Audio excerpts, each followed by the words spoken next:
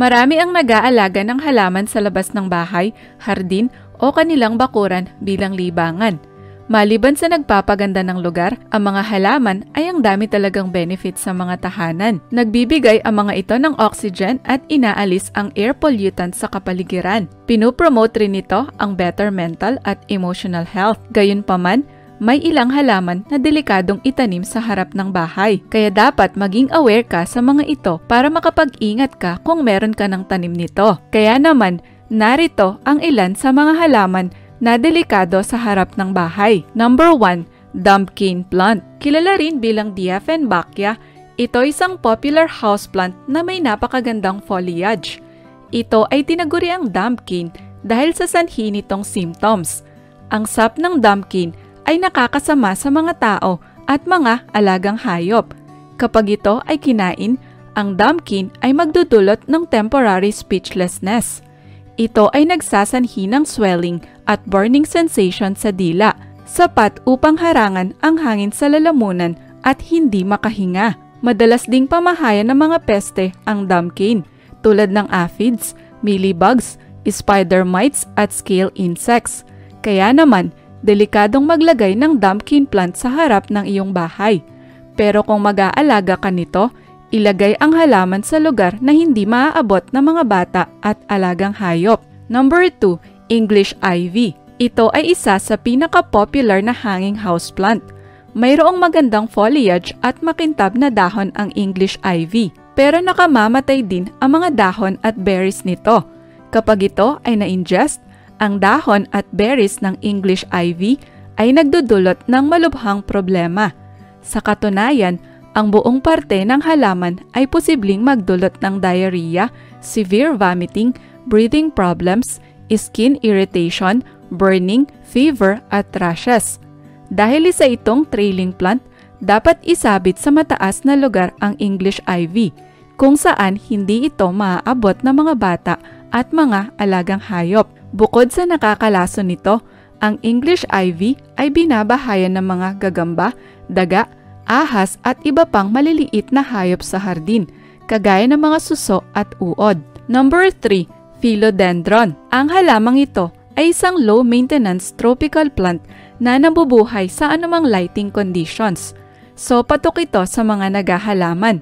However, ang philodendron ay nakakalason sa mga tao at mga alagang hayop. Ito ay nagtataglay ng oxalate crystals na nagdudulot ng toxicity kapag hinawakan o kinain. Kung ito ay nakain o nalunok, ang oxalate crystals na taglay ng philodendron ay maaaring magdulot ng sakit sa bibig, pamamaga, masakit na paglunok at paglalaway. Posible ring magdulot ng irritation o redness sa mata at balat ang sap ng halaman. Aside from that, ang philodendron ay binabahayan ng mga insektong mealybugs. Ito rin ay naglalabas ng sugary liquid na nakaka-attract ng mga langgam, kaya hindi ito magandang ilagay sa harap ng bahay. Number 4, pothos.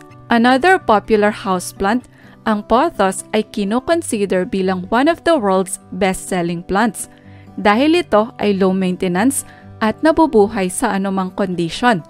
Pero sa kabila nito, ang pothos ay nagdudulot ng kaparehong symptoms ng philodendron. Ito ay mayroong calcium oxalates na nagdudulot ng burning sensation sa bibig. Samantala, ang sap ng pothos ay nagdudulot naman ng skin irritation. Ito rin ay binabahayan ng common houseplant pest tulad ng spider mites, whiteflies, thrips, mealybugs at fungus gnats. Kaya delikado sa harap ng bahay ang pothos. Dapat din itong isabit sa lugar na hindi maaabot ng mga bata at mga alagang hayop. Number 5, Nerium oleander. Delikado rin ang maglagay ng Nerium oleander sa harap ng bahay. Also known as adelpha, ang oleander ay nakakalason kapag ito ay nakain. Ang mga dahon, bulaklak, tangkay at sanga nito ay nagtataglay ng poisonous substances kagaya ng digitoxygenin, nerin, oleandrin at oleandroside. In addition, ang dahon at bulaklak ng oleander ay mayroong cardiac glycosides.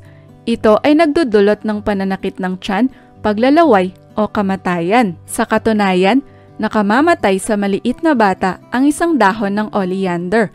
Ang oleander poisoning ay maaaring makaapekto sa maraming bahagi ng katawan, mula sa heart, blood, eyes, nose, ears, mouth, throat, at skin, pati na rin sa digestive at nervous system. Ina-attract din ito ang mga peste tulad ng aphids, oleander caterpillar, at mga daga. Number 6, azalea. Ang azalea ay madalas itinatanim sa labas ng bahay dahil sa makulay at maganda nitong mga bulaklak. Pero alam mo ba, ang halamang ito ay nakakalason para sa mga hayop. Ang buong parte ng azalea ay nagtataglay ng cyanotoxins mula sa mga dahon, bulaklak at tangkay nito, pati na rin sa nectar.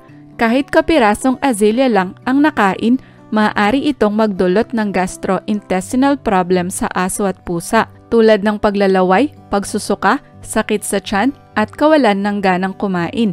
Posible rin itong makaapekto sa central nervous system kapag marami ang nakain. Ito ay maaaring magdulot ng drowsiness, weakness, at seizures. Ina-attract din ng halaman ang mga peste, tulad ng black vine weevil, lacebug, at azalea leaf mine. Number 7, caladium. Kilala rin bilang elephant ear, ang caladium ay popular houseplant na may hugis pusong mga dahon. Ngunit ito ay nakakalason sa mga tao at mga alagang hayop. Ang halamang ito ay nagtataglay ng poisonous compounds na insoluble calcium oxalates at asparagine. Maaari itong magdulot ng oral irritation na nagsasanhi ng pamamaga ng bibig, dila at labi, pati na rin pagsusuka. Ang caladium poisoning ay posible ring magdulot ng diarrhea, difficulty speaking, eye pain o pinsala sa cornea ng mata. Ito rin ay binabahayan ng karaniwang mga peste, kagaya ng aphids, mealybugs at spider mites. Kaya hindi magandang ilagay sa harap ng bahay ang caladium, lalo na kung mayroong mga maliliit na bata o mga alagang hayop. Number 8, morning glory.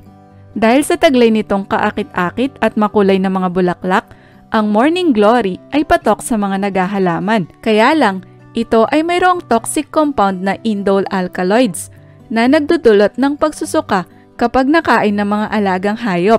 Kung ito ay na-ingest ng tao, ang morning glory ay maaaring magdulot ng diarrhea at hallucinations. Nakakalason din ang buto ng halaman, lalo na kung madami ang nakain. Hindi ito ideal ilagay sa harap ng bahay kung mayroon kang alagang mga hayop. Ang morning glory ay binabahayan din ng aphids. Ini-excrete nito ang malagkit at matamis na honeydew mula sa halaman. Kaya naa-attract ng morning glory ang mga langgam, pati na rin ang mga ahas. Number 9, hydrangea.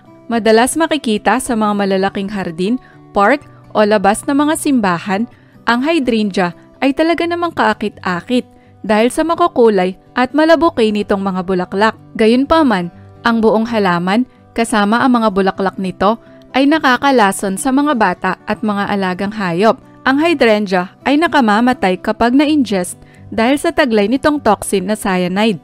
Ito ay nagdudulot ng dizziness, fainting, rapid pulse at shortness of breath. In severe cases, ang hydrangea poisoning ay posibleng maging sanhi ng convulsion at kamatayan. Additionally, ina-attract nito ang karaniwang mga peste, kagaya ng daga, aphids, scales at mites. Number 10, lilies. Ang lilies ay isang uri ng flowering plant na tanyag dahil sa malalaki nitong bulaklak. Marami ang nag-aalaga ng lilies para magkaroon ng kulay at saya ang kanilang mga hardin o tahanan. However, hindi lahat ng lilies ay ligtas para sa bahay. Ang ilang species nito ay kino-consider bilang dangerous plants, lalo na sa mga alagang pusa. Lahat ng parte ng lily plant ay nakakalason para sa mga pusa dahil sa taglay nitong insoluble calcium oxalates. Pero kung nais mong mag-alaga nito, may ilang variety na dapat mong iwasan, kagaya ng Callia lily, Easter lily, Tiger lily at Asian lily. Ang lily poisoning ay posibleng magdulot ng iba't ibang symptoms tulad ng pagsusuka, pangihina, at kawalan ng ganang kumain. Kung hindi maagapan, posible itong magdulot ng kamatayan. Ang bulaklak ng lily ay paborito ring kainin ng mga daga. Binabahayan din ito ng mga peste, kagaya ng fungus gnats, spider mites, scales at mealybugs. Kaya naman hindi safe maglagay ng lilis sa harap ng bahay. Number 11, aloe vera. Bagamat maraming benepisyo sa kalusugan ng tao, ang aloe vera ay masama para sa mga alagang hayop. Ito ay nagtataglay ng latex o aloe juice na nakakalason kapag nakain ng hayop. Ang aloe vera poisoning ay posibleng magdulot ng upset stomach o cramps. Hindi rin ito safe sa mga batang 12 taong gulang pababa. Ang pagkonsum ng aloe latex araw-araw ay posible ring magdulot ng acute kidney failure. Pero higit sa lahat, may kakayahan ang aloe vera na i-attract ang karaniwang mga peste, kagaya ng mites, mealybugs at scales. So mabuting iwasan ang pag-aalaga nito o kaya ilagay sa safe na lugar, malayo sa mga bata at mga alagang hayop. Ngayong may idea ka na kung ano ang mga halaman na delikado sa harap ng bahay, ano nga ba ang dapat mong gawin kung gusto mong mag-alaga nito? Kung first time mong mag-gardening o di kaya ay mayroon ka na ng mga halamang nabanggit, siguraduhin mo muna na safe ang mga maliliit na bata at mga alagang hayop. Ilagay ang mga halaman sa lugar na hindi nila maaabot. Mas mainam kung isasabit ito para maiwasan ang plant poisoning. Para naman sa mga halaman na binabahayan ng mga insekto, palaging linisin ang mga dahon nito gamit ang insecticidal soap o kaya putulan ang infected areas. Kung nakakaakit ang halaman para sa mga daga at ahas, palagi itong i-check o ilagay sa lugar na hindi babahayan ng mga peste. Maaari ka ring mag-alaga ng mga halaman na may snake at rat repellent properties para hindi sila mamalagi sa iyong tahanan. Tandaan, ang paghahalaman ay dapat safe at stress-free. Kaya naman, tiyakin na hindi delikado ang mga halaman na iyong inaalagaan para sa iyong tahanan at pamilya. Muli, this is Tay Telly. Please subscribe!